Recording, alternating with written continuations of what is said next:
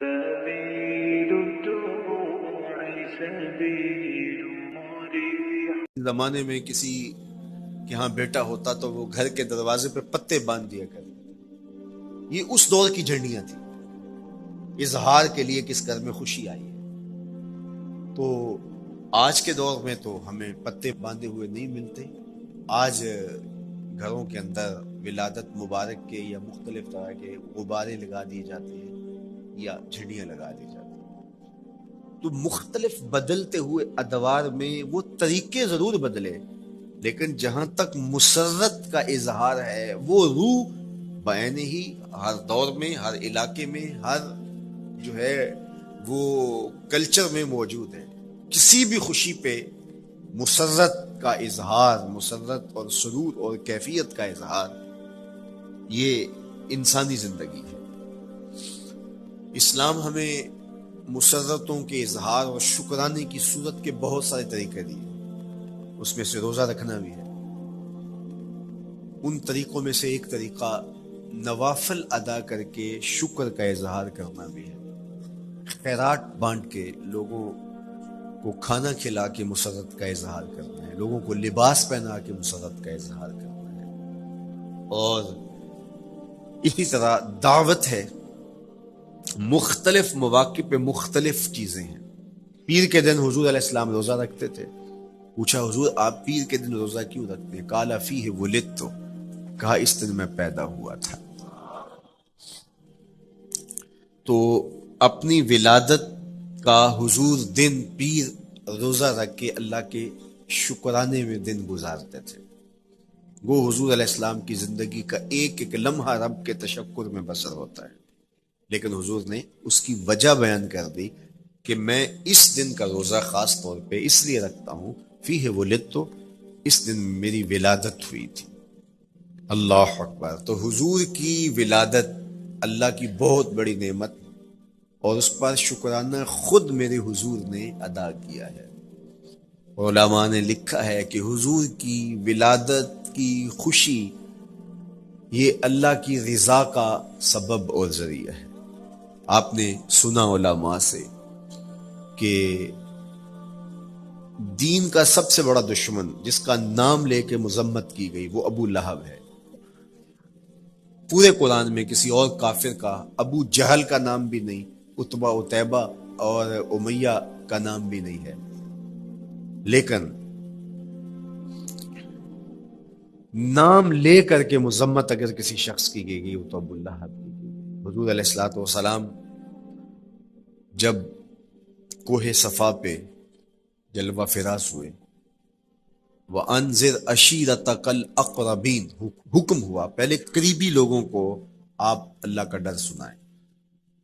تو حضور علیہ السلام نے قریبی لوگوں میں محنت کی، تو قریش کو، صنادید قریش کو، بنو ہاشم کو بلایا اور بلا کہ حضور نے ایک بات کہی کوہ صفا پہ کہ اگر میں تمہیں کہوں اس پہاڑ کی دوسری جانب سے ایک لشکر آ رہا ہے جو تمہیں کچل دے گا تو کیا میری بات مان لو گے؟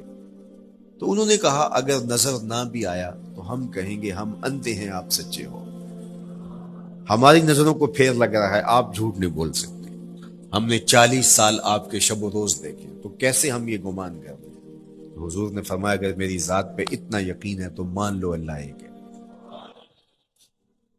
ابو لہب سب سے پہلے بولا تبا لک ھنالک سائر الیوم الہذا جمعتنا، معاذ اللہ، کہ آپ کا معاذ اللہ ہاتھ ٹوٹ جائے، آپ نے اس لیے ہمیں جمع کیا تھا۔ تو اللہ تعالیٰ جل شانہ نے اس کا جواب دیتے ہوئے ارشاد فرمایا تبت یدا ابی لہب وتب، ظالم تیرے دونوں ٹوٹ جائیں، ظالم تیرے دونوں ٹوٹ جائیں۔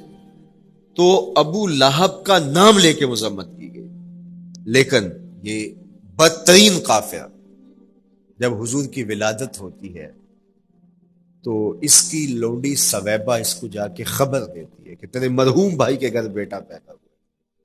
تو یہ بہت خوش ہو گیا، اس لیے نہیں کہ نبی تشریف لائیں، اس لیے کہ میرے مرحوم بھائی کے گھر میں چراغاں ہوا۔ تو بھتیجا ہونے کے ناطے اس کو ایک سرشاری اور خوشی ہوئی، اور لونڈی کے خبر دینے پر اس نے اشارے سے اس کو کہا جا تو آزاد ہے۔ اللہ اکبر۔ یہاں سے یہ بھی سمجھیں کہ حضور نے صحن کائنات میں قدم رکھا، غلاموں کو آزادی ملنے لگی، غلامی کی زنجیریں ٹوٹنے لگی، تو صحابہ کو کہا جا تو آزاد ہے۔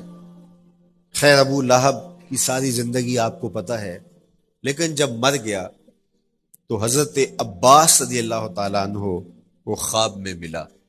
انہوں نے کہا سنا کیسی بیت رہی ہے؟ اس نے کہا سخت مشکل میں، ڈاڑھی تکلیف ہے، حضور کی مخالفت بڑی مہنگی پڑی، لیکن اتنا ہے کہ جب پیر کا دن آتا ہے، جس انگلی سے اشارہ کر کے لونڈی کو آزاد کیا تھا اس سے ٹھنڈا اور میٹھا مشروب بھی ملتا ہے اور عذاب میں بھی کچھ کمی ہوتی ہے۔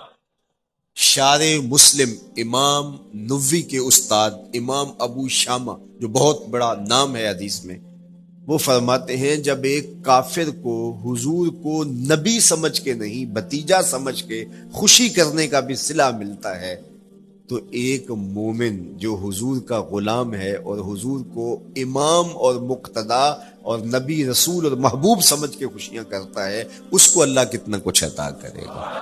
دوستارا کجا کنی محروم تو کے بعد دشمنا نظر داری، جب تو دشمنوں کو اتنا دیتا ہے تو دوستوں کو کتنا عطا کرے گا۔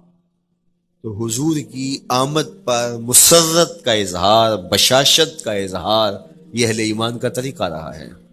ہاں جو اس کا انداز ہے، کسی کو نوافل میں زیادہ سرور ملتا ہے وہ نوافل کثرت سے پڑھ لے، کسی کو زیادہ سرور روزے میں آتا ہے تو وہ روزے رکھ کر کے اس شکرانے کو ادا کرے، کوئی ذکر کی مجلس سجا لے، مختلف طریقے موجود ہیں۔ حضور علیہ السلام تشریف لائے، صحابہ بیٹھے ہوئے تھے، صحیح مسلم میں روایت ہے، سنن نسائی میں ہے اور بھی کتب حدیث میں، محفل بپا تھی تو حضور نے آ کہا ما اجلسکم، کیوں بیٹھے ہوئے ہو؟ تو جو انہوں نے جواب دیا وہ سنیے، جلسنا نذکر اللہ ونحمدہ علی ما ہدانا لدینہ ومن علینا بکا، حضور ہمارے بیٹھنے کا مقصود یہ ہے کہ ہم اللہ کا شکر ادا کر رہے ہیں اس بات پر کہ اس نے ہمیں ہدایت دین عطا کی، ومن علینا بکا، اور آپ کی صورت میں ہمارے اوپر احسان کیا، ہمیں آپ عطا ہوئے، اس پر اللہ کا شکر ادا کرنے کی مجلس سجائے بیٹھے۔ اب بات تو سادہ سی تھی، لیکن میرے حضور نے ان سے کہا کیا تم اس بات پہ قسم دے سکتے ہو کہ اسی لیے بیٹھے ہو؟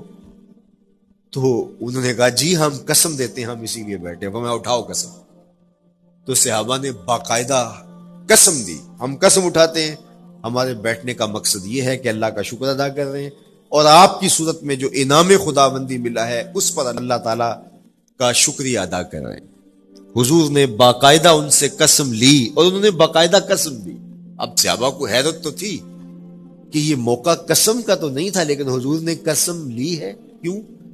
حیرت تو استجاب کی کیفیت تھی۔ حضور علیہ السلام نے فرمایا صحابہ میں تم سے جو ابھی قسم لی ہے یہ کسی تہمت کی بنیاد پر نہیں لی، یعنی تمہارے قول کی صداقت میں مجھے کوئی شک نہیں تھا کہ میں نے قسم سے تصدیق کی ہو، بلکہ اس کا سبب اور تھا۔ بعض اوقات قسم اس لیے کی جاتی ہے کہ کسی متردد ذہن کو مطمئن کرنا ہوتا ہے، اور بعض اوقات قسم واقعہ کی اہمیت کو بڑھانے کے لیے کی جاتی ہے۔ کوئی بندہ کہہ رہا ہے کہ جناب فلاں صاحب آ رہے ہیں ہمارے گھر میں، مہمان آ رہے ہیں، تو گھر کا اچھا کہتا ہاں قسم اللہ کی، تو اس کا یہ مطلب نہیں کہ اس کے شک ہوتا ہے، اس کی خوشی اور اس کی مسرت کے اظہار کو بڑھانے کے لیے وہ کہتا ہے کہ ہمارے گھر کے اندر آج فلاں آ رہا ہے، وہ کہتا اچھا کہتا ہاں ہاں قسم اللہ کی وہ آ رہا ہے۔ تو یہ متردد کا شک دور کرنے کے لیے قسم نہیں ہے، یہ بلکہ اس کی خوشی اور سرشاری کو پختہ کرنے کے لیے ہے۔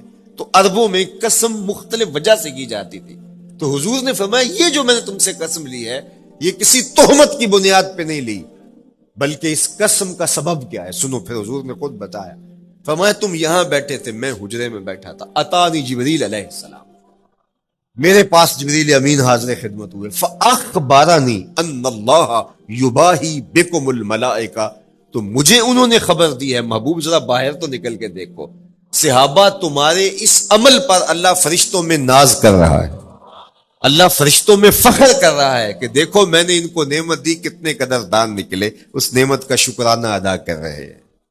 اور آج اگر ہم اپنے گھر میں بیٹھ کے، اپنی مسجد میں بیٹھ کے حضور کی صورت میں انعام خداوندی کا شکریہ ادا کرتے ہیں تو اللہ کی رحمتوں سے بعید نہیں کہ اللہ فرشتوں سے کہے دیکھو صدیاں بیت گئیں، یہ آج بھی شکرانہ ادا کر رہے ہیں، اور یہ بات میری اور آپ کی